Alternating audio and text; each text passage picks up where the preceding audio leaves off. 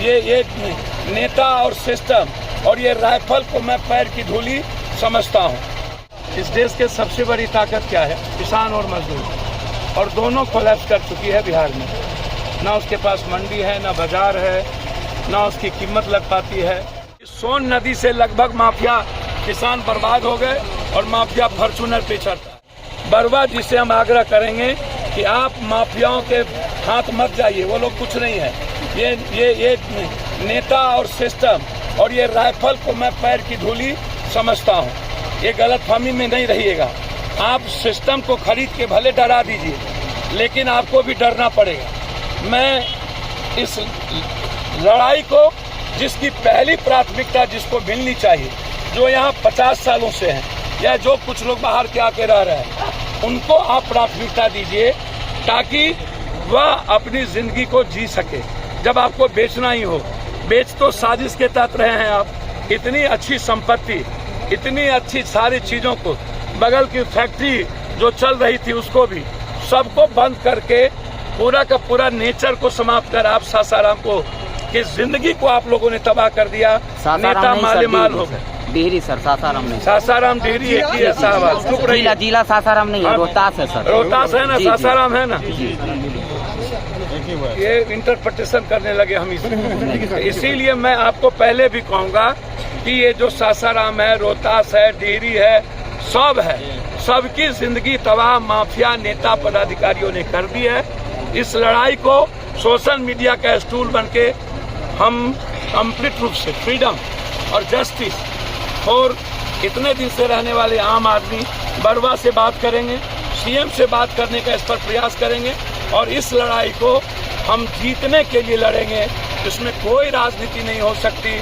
मैं एक परिवार की तरह इस लड़ाई को लड़ने आया हूं और मैं उम्मीद करता हूं कि जो जज साहब हाईकोर्ट में बैठ के अपने निर्णय लेते हैं, बदलते हैं, निश्चित रूप से मैं प्रयास करूंगा एक अच्छे लॉयर से बात कर पुनः मैं जाकर कि मैं देखूं कि इस मामला क्या है, भीतर क्या क्या चल रही है, कौन कौन सी खिचड़ी पक रही है और कौन कौन लोग इसके पीछे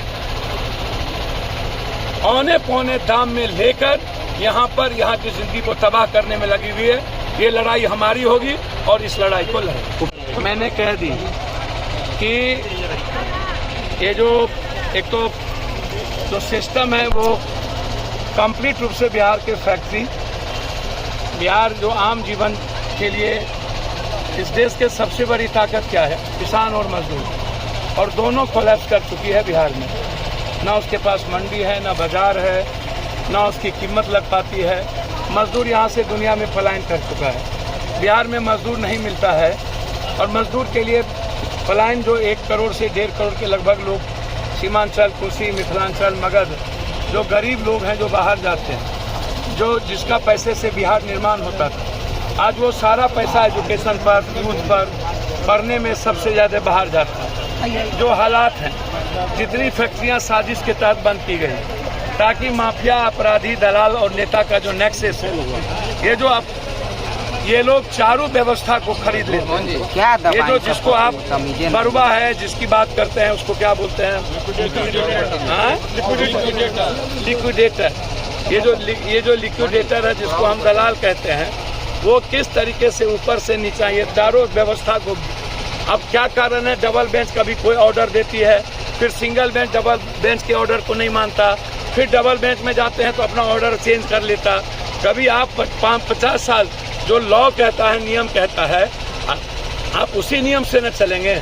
मेरा पहला सवाल है, 3 बार 4 बार फैक्ट्री चल के बंद क्यों होंगे? दूसरा सवाल है कि 20 करोड़, 30 करोड़, 40 करोड़ की संपत्ति 5 करोड़ में बालू, शराब माफिया को क्यों उसके हाथ में बेचा जा रहा है? उसकी जांच मैं चाहता हूं।